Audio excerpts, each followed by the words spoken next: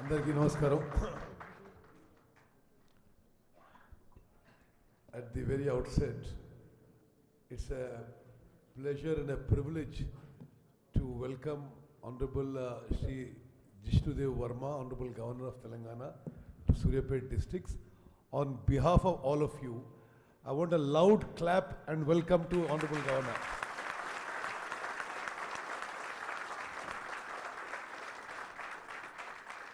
A very distinguished leader from the Northeast, from the royal family of Tripura, who did outstanding work as Deputy Chief Minister of Tripura.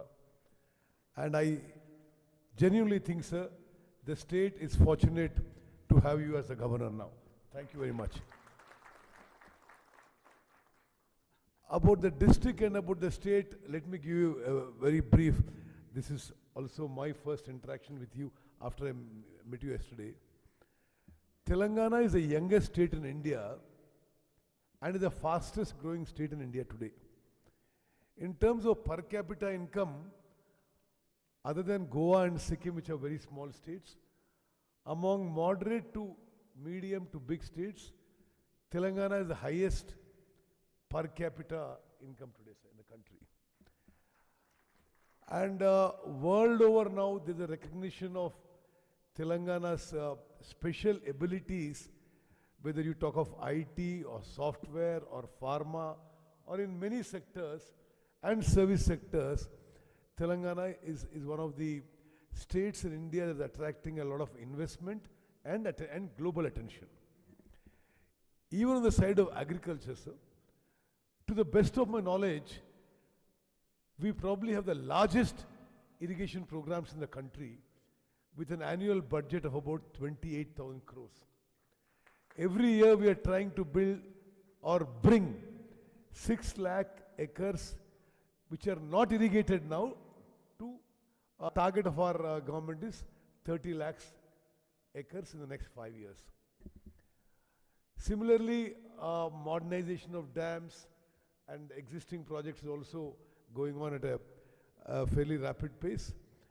I'm also happy to inform you, sir, that the government of Telangana, in active cooperation with the government of India, is implementing what is probably the largest and one of the best food security programs in the country.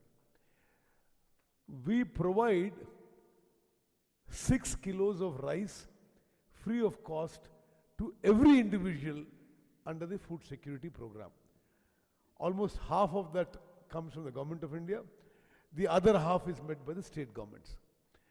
In a revolutionary step that we have just taken, throughout the country, sir, the food grains supplied under the ration are actually coarse food grains, are not the fine variety. To increase the edible nature of the food grains in Telangana from January, we are starting that everybody, every single ration card holder, every individual will be given 6 kgs of fine rice free of cost. We're starting it in Telangana in January, sir. To that end, in order to make ourselves self-sufficient, we are also encouraging the growth of fine variety of paddy.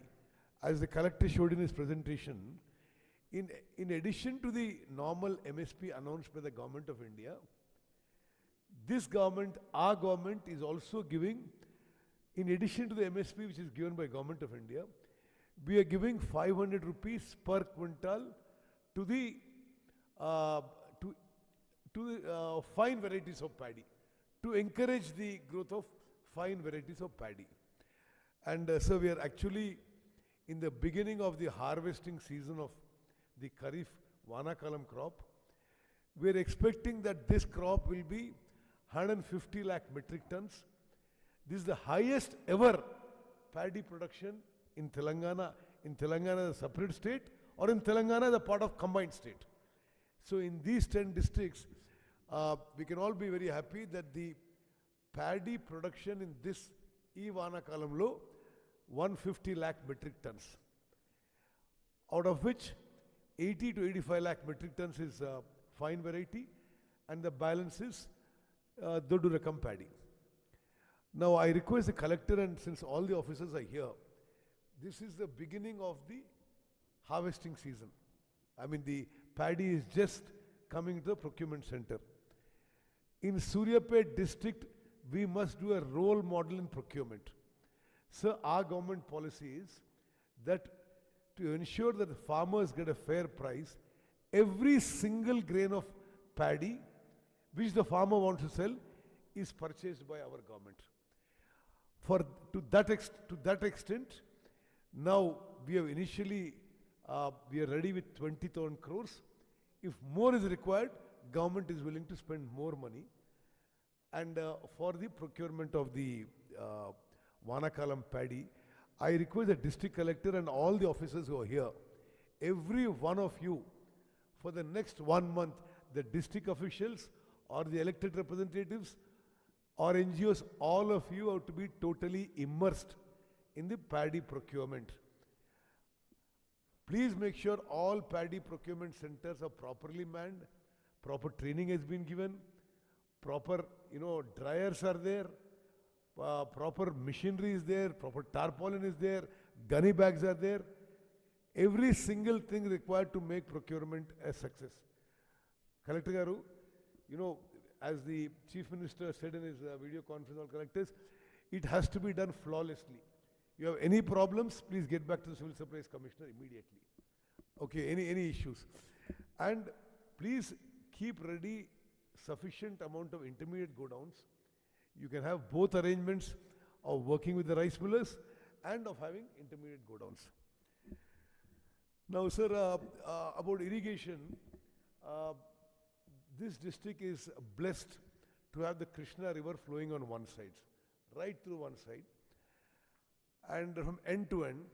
And the Nagarjun Sagar dam is in the combined Nalgonda district, but the main left canal flows through entirely the Suryapet district.